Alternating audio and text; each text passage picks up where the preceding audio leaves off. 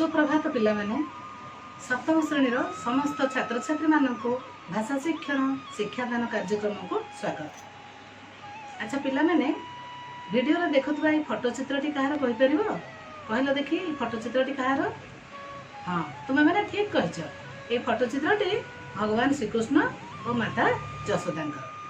अच्छा पिला माने तुम्हें जानिछ माता यशोदा श्रीकृष्ण को बहुत भल पाउथिले, बहुत जत्न सहित लालन पालन करथिले। अच्छा कहले देखी श्रीकृष्ण को जन्म देइथिबा मां को ना कोन कहि परबो?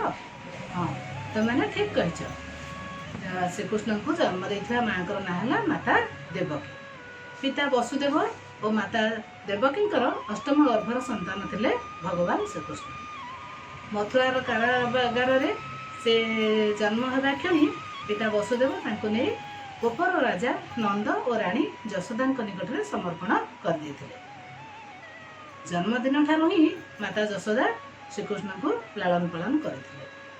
माता यशोदा सिना जन्म दे नथिले किंतु जन्म देइथवा मां ठारू से ढेर सारा अधिक भल पाउथिले श्रीकृष्ण। ताहले पिला माने आज आस वात्सल्यमयी ममतामयी मां यशोदांकर श्रीकृष्ण प्रति जो स्नेह और भल पाइबा थिला ता उपरे गोटे कविताटी पढ़िबा। कविताटी हूँ तुम साहित्य सौरभ पाठ पुस्तक कविता विभाग प्रथम कविता कला माणिक। अच्छा पिला माने कविताटी को पढ़िबा पूर्व आस आम कविताटीर नामकरण यथार्थता जानिबा।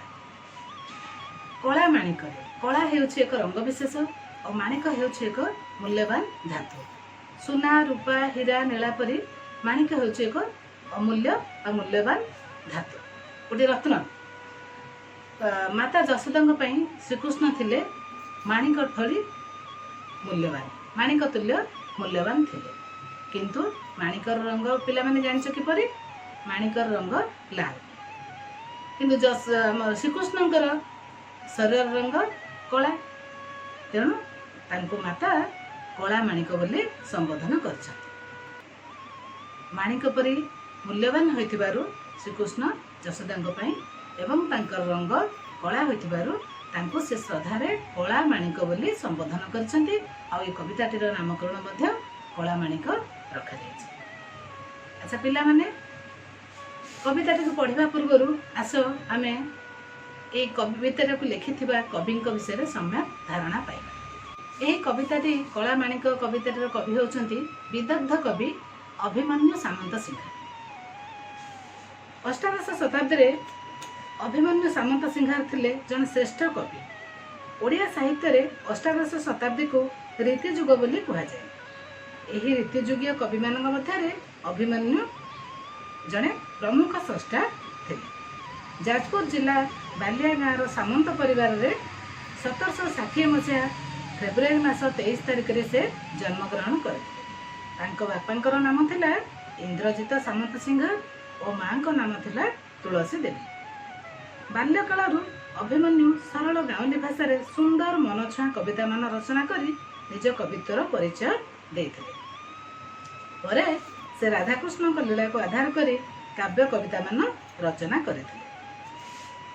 विदग्ध चिंतामणि, प्रेम कला, रसवती, सुलक्षणा, बाघ गीत, चढ़ई गीत, बोले हुंटी इत्यादि तांकर केतोटी लोकप्रिय सृष्टि।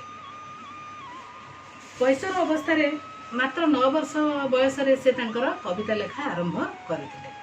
कैशोर अवस्था रे से बाघ गीत और चढ़ई गीत रचना करथिले। यौवन अवस्था रे से तांकर प्रथम काव्य रसकला रचना करथिले। अभिमन्युଙ୍କ कविगुरु थिले कवि सम्राट उपेन्द्र भंज। प्रसिद्ध गौड़ीय वैष्णव श्रीमद सदानंद कविसूर्य ब्रह्मा ठारू से दीक्षा ग्रहण करने पर तांको जीवन रे विराट परिवर्तन आसीथिला। गुरुंक प्रेरणा रे से रचना करथिले प्रेम चिंतामणि और विदग्ध चिंतामणि भली प्रसिद्ध वैष्णव काव्य। 1806 मसीहा जून 15 तारिख रे से यह लीला संवरण करथिले। पिला माने आमे आज जो कविताटी पढ़िबा को जाउछे कला माणिक रे, एही कला माणिक कविताटी विदग्ध चिंतामणि काव्यर 67तम छांदरू अणा जाइछि। गोपर राजा नंद और यशोदांकर स्नेहर पुत्र थिले कृष्ण बलराम। ସେମାନେ ଗୋପ ବାଳକମାନଙ୍କ ସହିତ ପ୍ରତିଦିନ ଗୋରୁ ଚରାଇବା ନିମିତ୍ତ ଯାଉଥିଲେ। ସନ୍ଧ୍ୟା ସମୟରେ ଘରକୁ ଗୋରୁପଲ ସହିତ ଫେରି ଆସୁଥିଲେ। କିନ୍ତୁ ଏକଦା ସମୟ ଅତିକ୍ରାନ୍ତ ହୋଇଥିଲେ ମଧ୍ୟ କୃଷ୍ଣ ବଣରୁ ଫେରି ନାହାନ୍ତି। କୃଷ୍ଣଙ୍କର ବିଳମ୍ବକୁ ଯଶୋଦା ସହ୍ୟ କରିପାରି ନାହାନ୍ତି। ତାଙ୍କ ମନରେ ଅନେକ ଭୟ, ଆଶଙ୍କା ଓ ଉଦ୍ବେଗ ସୃଷ୍ଟି ହୋଇଛି।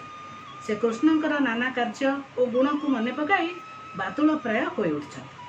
ଯଶୋଦାଙ୍କ ମାତୃପ୍ରାଣର ମମତାକୁ କବି ଏହି କବିତାରେ ସୁନ୍ଦର ଭାବରେ ବର୍ଣ୍ଣନା କରିଛନ୍ତି। ପିଲାମାନେ, କବିତାଟିକୁ ଆବୃତ୍ତି କରିବା ପୂର୍ବରୁ ଆସ କବିତାର ସାର କଥା ଟିକେ ଜାଣିନେବା। ବାଳକ ଶ୍ରୀକୃଷ୍ଣଙ୍କର ବନ ମଧ୍ୟରୁ ଫେରିବାର ବିଳମ୍ବ ଦେଖି ମାତା ଯଶୋଦା ଅଧୀରା ହୋଇ ପୁତ୍ର ବିଷୟରେ କେତେ କ'ଣ ଭାବି ବସିଛନ୍ତି। ତାଙ୍କ ମନ ଅନେକ ଅଜଣା ଅହେତୁକ ଆଶଙ୍କାରେ ଭରି ଉଠିଛି। ଏକମାତ୍ର ପୁତ୍ରକୁ ନାନା ଭାବେ ସମ୍ବୋଧନ କରି ବିକଳରେ କହିଯାଇଛନ୍ତି ମନର ଭାଷା। ଅତି ଆଦରରେ ପୁଅକୁ କଳାମାଣିକ, ଦରିଦ୍ର ପସରା, ନିଧନ ଶଙ୍ଖାଳି, ହୃଦ ରତ୍ନହାର, ନୟନ ପ୍ରତିମା ଆଦି ସମ୍ବୋଧନ କରି ପୁତ୍ର ପ୍ରତି ସ୍ନେହମୟୀ ମାତାର ଅଫୁରନ୍ତ ବାତ୍ସଲ୍ୟ ପ୍ରେମର ଜ୍ୱଳନ୍ତ ନମୁନା ଏହି କବିତା। ଶ୍ରୀକୃଷ୍ଣ ଅନ୍ଧକାରକୁ ଭୟ କରୁଥିଲେ। ସନ୍ଧ୍ୟା ଆଗମନରେ ତାଙ୍କର ଫେରିବା ବିଳମ୍ବ ଦେଖି ଯଶୋଦାଙ୍କ ହୃଦୟ ନାନା ଆଶଙ୍କାରେ ଭରି ଉଠିଛି। ବୃଦ୍ଧକାଳେ କୃଷ୍ଣ ପରି ପୁତ୍ର ତାଙ୍କ ପାଇଁ ହୃଦତାପ ବିନାଶକାରୀ ହରିଚନ୍ଦନ ଭାବେ କବି ଏଠି ବର୍ଣ୍ଣନା କରିଛନ୍ତି। ତାପରେ ଶ୍ରୀକୃଷ୍ଣଙ୍କର ଅଝଟ ସ୍ୱଭାବକୁ ମାତା ଯଶୋଦା ସ୍ମରଣ କରିଛନ୍ତି।